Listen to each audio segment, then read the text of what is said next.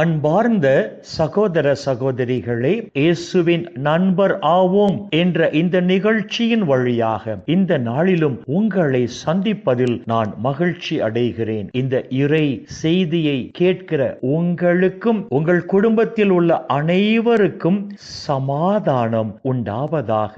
ஆமேன். அன்பு சகோதரா, அன்பு சகோதரி, இன்றைய நாளின் தியானத்திற்காக நாம் எடுத்துக்கொண்ட இறை வார்த்தை புனித பவுல் ரோமையருக்கு எழுதிய திருமுகம் 2ஆம் அதிகாரம் 2வது இறை வார்த்தை. இத்தகையவற்றை செய்வோருக்கு கடவுள் அளிக்கும் தீர்ப்பு நீதி வழுவாதது என்பது நமக்கு தெரியும் என்று புனித பவுல் இங்கு எழுதுகிறார். கடவுள் நீதியின் தேவனாக இருப்பதால் தவறு செய்கிற மனிதர்கள் யாராக இருந்தாலும் கடவுள் அவர்களை தண்டிப்பார் என்ற ஒரு அழகான கருத்தை புனித பவுல் இங்கு அழகாக எடுத்துச் சொல்லுகிறார். கடவுள் நீதியின் தேவன் என்று செப்போனியா இறைவாக்கினரின் புத்தகம் 3ஆம் அதிகாரம் 5ஆம் இறை வார்த்தையும், ஏசாயா இறைவாக்கினரின் புத்தகம் 45ஆம் அதிகாரம் 21ஆம் இறை வார்த்தையும் நமக்கு தெளிவாக எடுத்து சொல்லுகின்றன. கடவுள் நீதியின் தேவன், அவரிடம் அநீதி என்பதே இல்லை. எனவே தவறு செய்கிற மனிதர்கள் யாராக இருந்தாலும் கடவுள் அவர்களை தண்டிப்பார். தவறு செய்கிற மனிதர்கள் யாரும்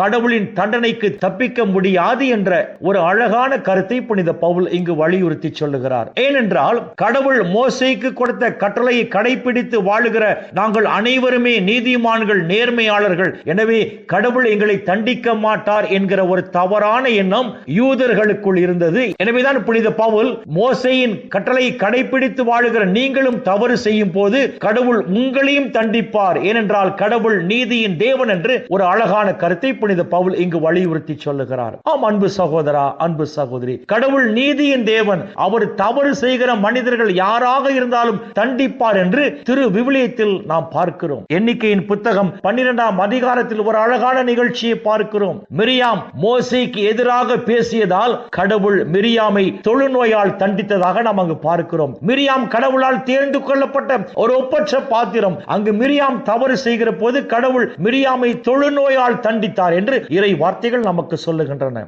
இஸ்ரவேல் மக்களை எகிப்தின் அடிமை தலையிலிருந்து விடுவித்து கானான் தேசத்துக்கு அழைத்து செல்ல கடவுளால் தேர்ந்து கொள்ளப்பட்ட பாத்திரம் தான் மோசே. இஸ்ரவேல் மக்களை கானான் தேசத்துக்கு அழைத்து செல்ல கடவுளால் தேர்ந்து கொள்ளப்பட்ட மோசேயும் தவறு செய்த போது கடவுள் அவரையும் தண்டித்ததாக எண்ணிக்கையின் புத்தகம் 20ஆம் அதிகாரத்தில் நாம் பார்க்கிறோம். கானான் தேசத்துக்கு இஸ்ரவேல் மக்களை அழைத்து செல்ல வேண்டிய மோசே கடவுளின் வார்த்தையை மீறி செயல்பட்டதால் கானான் தேசத்திற்கு இஸ்ரவேல் மக்களை அழைத்து செல்ல வேண்டிய மோசே கானான் தேசத்திற்கு செல்ல முடியாதபடி கடவுளால் தண்டிக்கப்படுவதை நாம் பார்க்கிறோம். ஆம் அன்பு சகோதரா, அன்பு சகோதரி, நாம் யாராக இருந்தாலும் சரி தவறு செய்கிற அத்தனை மனிதர்களும் கடவுளின் தண்டனைக்கு ஆளாக வேண்டும் என்றுதான் இன்றைய நாளின் இறை வார்த்தைகள் நமக்கு தெளிவாக எடுத்து சொல்லுகின்றன. எனவே அன்பு சகோதரா, அன்பு சகோதரி, இன்றைய நாளின் இறை வார்த்தைகள் நமக்கு தெளிவாக கொடுக்கிற ஆவிக்குரிய சிந்தனைகள். தவறு செய்கிற மனிதர்கள் யாராக இருந்தாலும் சரி, அவர்கள் கடவுளின் ஊழியர்களாக இருக்கலாம் அல்லது கடவுளால் தேர்ந்து கொள்ளப்பட்ட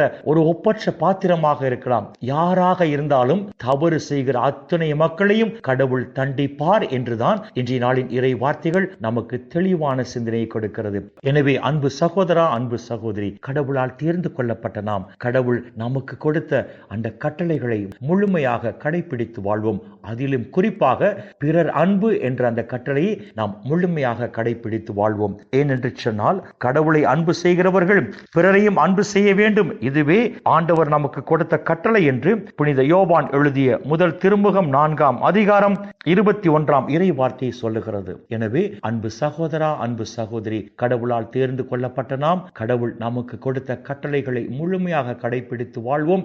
அதிலும் பிறரை அன்பு செய்கிற அந்த கட்டளையை முழுமையாக கடைபிடித்து வாழ்வோம். அப்பொழுது இந்த உலகிலும் மறு உலகிலும் நாம் ஆசி பெற்ற மக்களாக இருப்போம். இந்த இறை சிந்தனைகளோடு நாம் ஜெபத்திற்குள் கடந்து செல்வோம். மக்களை, எங்களை நேசிக்கிற நல்ல பிதாவே, அப்பா, இந்த உலகில் இன்னும் ஒரு நாளை நீர் எங்களுக்கு சேர்த்து தந்த உம்முடைய கிருபைக்கு நன்றி சொல்லு. இந்த நாளிலும் உம்முடைய உயிருள்ள வார்த்தைகளை எங்களுக்கு உணவாக கொடுத்தீரே அப்பா, உமக்கு நன்றி சொல்லுகிறோம். உம்மால் தேர்ந்து கொள்ளப்பட்ட நாங்கள் உம்முடைய கட்டளைகளை முழுமையாக கடைபிடித்து அதிலும் குறிப்பாக பிறரை அன்பு செய்கிற அந்த கட்டளையை நாங்கள் முழுமையாக கடைபிடித்து இந்த உலகில் ஒளியின் மக்களாக உம்முடைய பிள்ளைகளாக நாங்கள் வாழும் போது அப்பா பிதாவே, இந்த உலகிலும் தேவரீர் எங்களை ஆசீர்வதித்து அந்த நிலை வாழ்வையும் எங்களுக்கு பரிசாக தருவீராக. அப்பா பிதாவே, இந்த இறை செய்தியை கேட்கிற அனைத்து மக்களையும் அவர்கள் குடும்பங்களையும் விண்ணக ஒளி பீடத்திலிருந்து தேவரீர் ஆசீர்வதித்து இந்த நாளில் இவர்கள் தேவைகளை நிறைவாக சந்தித்து அப்பா, இந்த இறை செய்தியை கேட்கிற அனைத்து மக்களும் இந்த நாள் முழுவதும் மன மகிழ்ச்சியோடும் மன நிறைவோடும் மன அமைதியோடும் நலமோடும் வாழ கிருபை செய்வீராக. இயேசுவின் பரிசுத்த நாமத்தில் ஜெபிக்கிறோம் நல்ல பிதாவே. ஆமேன், ஆமேன், ஆமேன்.